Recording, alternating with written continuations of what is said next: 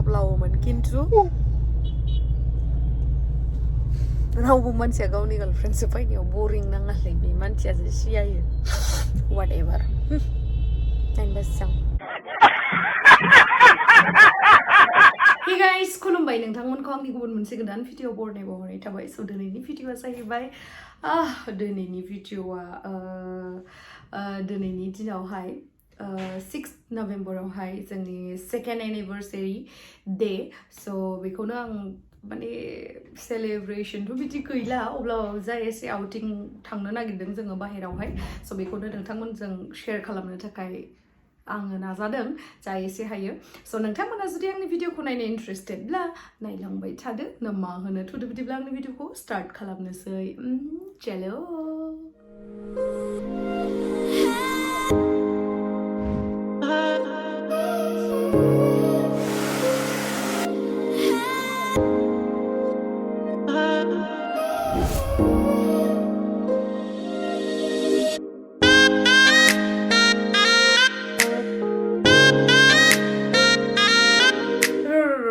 थांनायनि सिगां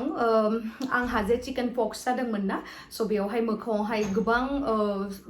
बे जिथु स्टरनि दागोआ दाबो दङ आरो बाट दायो एसे मेकआप लगायनायखाय एसे खम नुदों खिन्थु बेखिनियावनो आङो मा इउज खालामखो बेखौ नोंथांमोना नायना लाग्रोदो मोनसे ओरैबायदि मोजां प्रडाक्ट इउज खालामदों आङो जायआ आंखौ हेल्प खालामदों थाबनो आंनि दागोआ खारनायनि स' बे प्रडाक्टआनो जाहैबाय नैबे face wash eternal Ayurveda lemon and honey face wash ओमफ्राय बे जाहैबाय eternal Ayurveda skin lightening oil स' बेखौ माबोरैहाय इउज खालामखो आङो बेखौ नायनो दाबाव नोंथांमोना नायदो स' फार्स्टआवनो आङो इटारनेल आयुर्वेदा स्किन लाइटिं अइल जिहेतु दङ बेखौहाय 3 ड्रप्स दिहुनना लानानैहाय मोजाङै मासाज खालामगोन फेसआवहाय ओमफ्राय बेखौ मोजाङै मासाज खालामनानैहाय 5 मिनिट्सनि थाखाय दोननानै होगोन आङो बेनि उनावहाय eternal Ayurveda lemon and honey face wash जिहेतु दङ बेजोंहाय आं मोखांखौ मोजाङै सुनानै लागोन आरो बेयो मोनसे फमिं फेस वाश ओमफ्राय बेवहाय ब्रास अलरेडि दंखायो जिहेतु बिराद सफ्ट आरो ब्रासआबो जेबो बेफोरबायदि गिनांगौ गैखाया मोखाङाव जेबो हार्म खालामखाया ओमफ्राय बेखौहाय मोजाङै आङो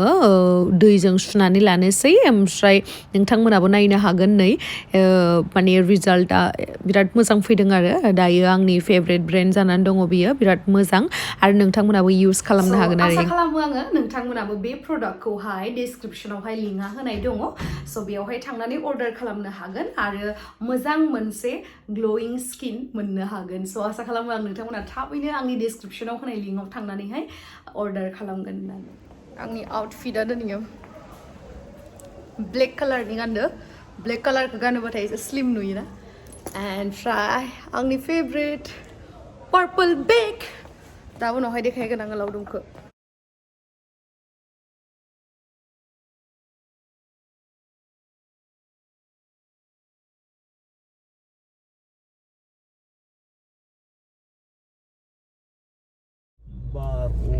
गाइस सासे मानसिया खानाया थाब लावैनि बिराद दुखु जागासिनो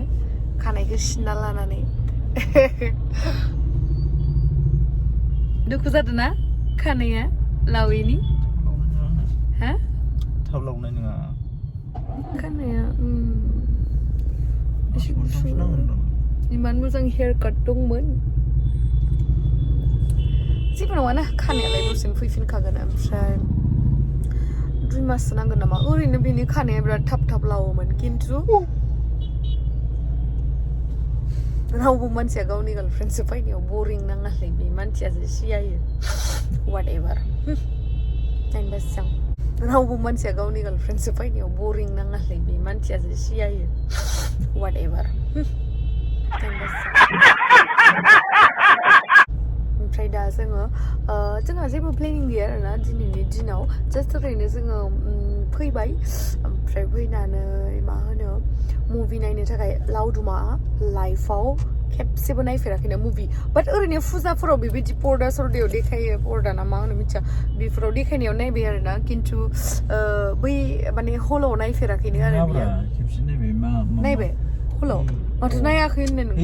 मार्दारखौ नायनानै माथो मार्दार आयु आं हाल्लासो मार्दारखौसो नायबावनायनो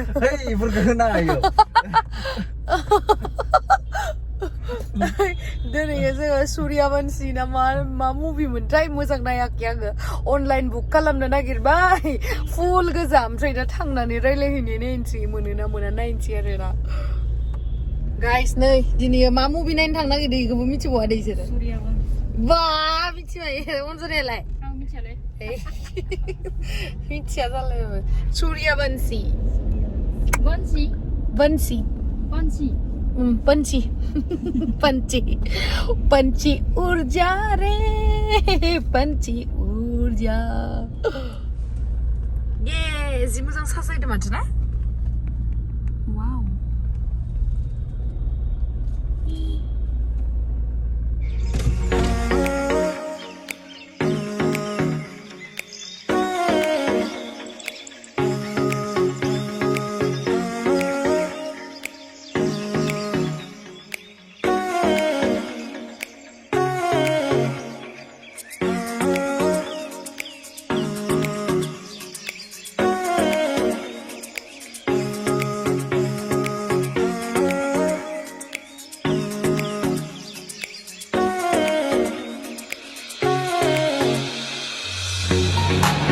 खेबसे नाहर आयु आं हाला ओमफ्राय नों मानो बिदिलै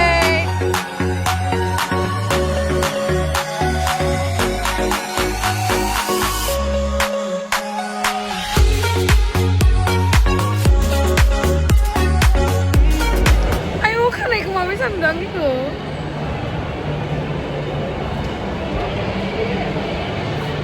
Iya, ulah tuh. नाहरलाय खेबसे नुवाखै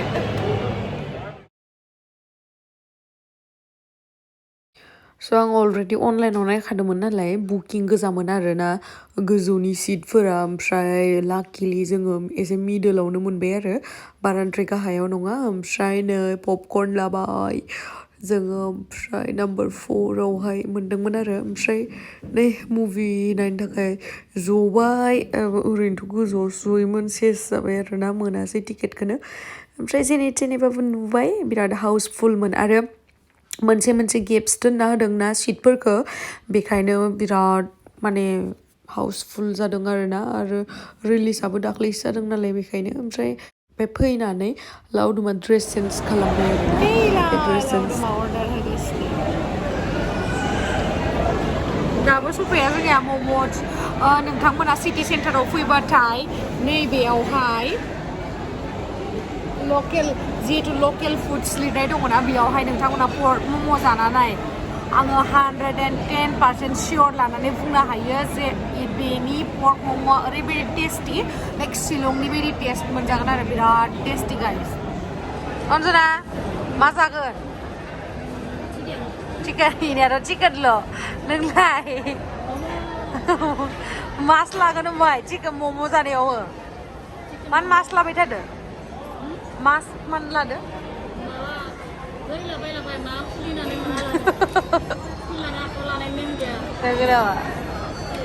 डेन्जार मानसि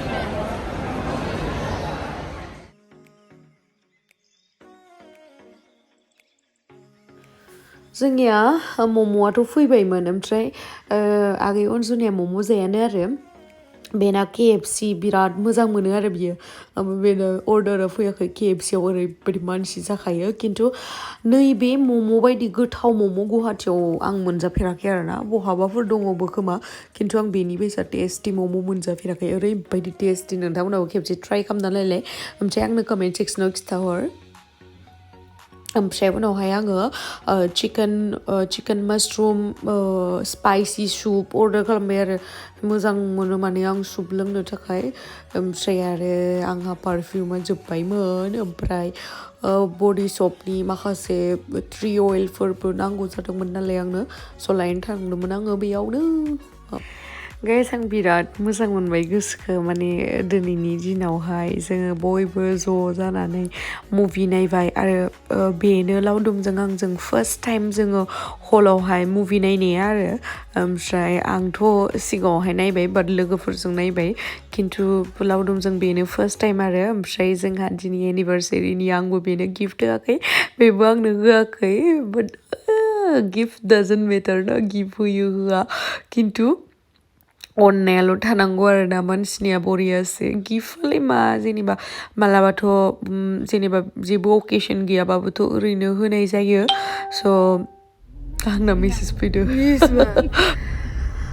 नै गाइस जोङो मुभि सुबिनाय माबायदिमोन अनजना मुभिया बरिया ना बहा नानियासो खाखा खाखा मिनिखायो मायबा मोनसे फानि सिन फैबा नानिनि मिनिनायखौल' खोनाखायो नोंथाङा माबोरै मोनखो मुभिखौ मोजाङानो अक्सयनिखौ मोजां मोनखायो मोजां ना 16 नभेम्बरावहाय ना माला रिलिज जागौमोनथाय जन इब्राहिमनिया सैतमेव जयते ये आंनि फेभरेट एक्टरनि स' आं नायनोथ' बावखाया आंनि फेभरेट एक्टरनि नालाय नायखागोन बरियाखा गाइस नोंथांमोनाबो नायबानो जाबाय मालायनि मुभिखौ प्रमोट खालामगासिनो नामा आंनिबो फैगासिनो नोंनिबो फैगासिनो मा मा मुभि लटास 2 आयु लटास 2 ले फामि 2 बर'बा उदै सुदै बुंजोबबाय मम'आ ओरैबायदि टेस्टिमोन गाइस स' गाइस दायो जोङो न'आव मोनफैबाय मा संनो नागिरदों र' आं आलु पटलखौ मोनसे जानोबा